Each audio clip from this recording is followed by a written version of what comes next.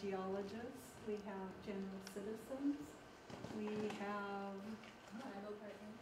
Right. I'm sorry, The tribes. yes, the tribes are represented. We have the Economic Development Council represented, realtors, yes. Anybody else I'm missing? Conservation district. Yes. So we have kind of a good, I hope it's a good representative group from different areas and backgrounds and interests. Yes? You know, I just want to make a comment because I'm relatively new in this county. Welcome. I've, well, but as thinly populated as it is, when you take a drive to, let's say, Matlock or to Allen, it's absolutely appalling to see the devastation and the degradation of the environment. And I'm just amazed that in this day and age, these companies that are managing these lands can go about their business as usual as they have for the past 100 years. And you know, I've had these comments from people who reside in other parts of the developed world, and they see this, and they just are they're amazed. And so we're looking at vast areas. We're looking at a few thousand people who inhabit this county, but then we're looking at a few companies who are having a huge impact on the environment. And I would say I would include them as a resource for funding some of these programs to the extent that they have an impact on the environment. What do you... Yeah, I'm talking about the forestry industry. Well, thank you for asking. That was my question. I was wondering what devastation and what impacts that you Who did you refer to? Well, I won't mention anybody in specific, but you know, who does all the logging when you go to, say, Matlock? You see whole hillsides just devastated. There's tremendous erosion going on.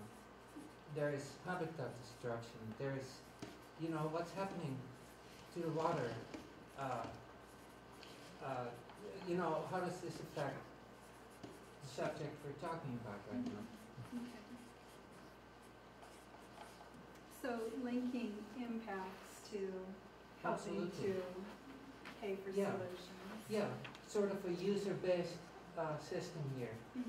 If, you know, I don't mind paying, if I drive a lot, then I pay a lot for gas.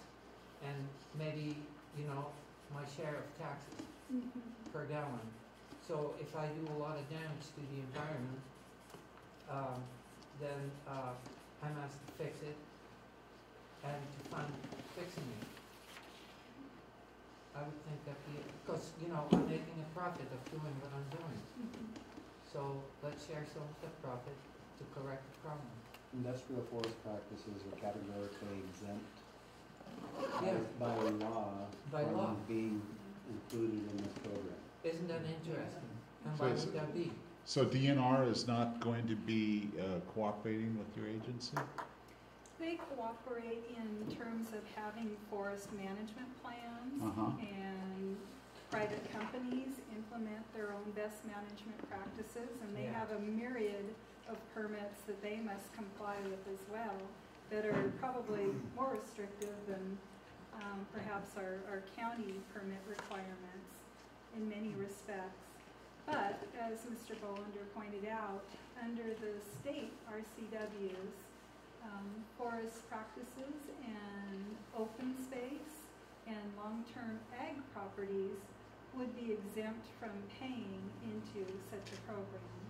Because even though there may be short-term impacts that you see from forest practices or logging, it is a lighter impact than if you were converting that long-term.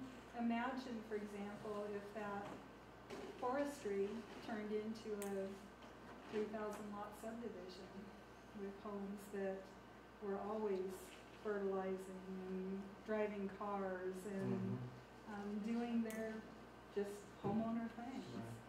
So if you look in terms, and I'm not denying that there are impacts or short-term impacts from erosion and forest practices, but over the long course, taking a longer view, that is far less impactful than a residential subdivision on that property.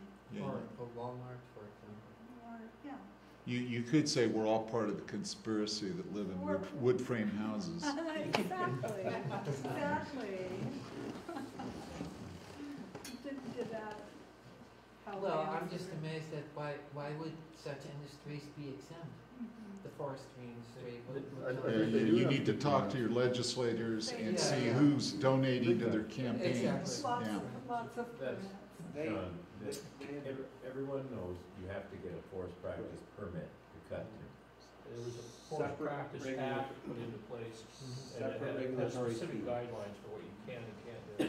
And these companies can regulate themselves. Well, we've seen nice examples of that lately. The banking industry, the insurance industry, the healthcare industry, Enron, WorldCom, et cetera, it's on and on. So it doesn't work. That doesn't work. But, you know, I just wanted to mention. Who's been silent here tonight? Who's been escaping? Anybody? Smart people. The smart people. So have any of you silent folks anything that you care to share before we go? You've done a great job. Well, thank you. And you've been a great comments, great feedback, and I deeply appreciate your time here this evening. Before we go, I've got business cards up front there. Please do leave the survey because as Steve said, you may not like the idea of paying for this now, but it is important to us to know what programs and elements and activities are important to you, and that's useful information.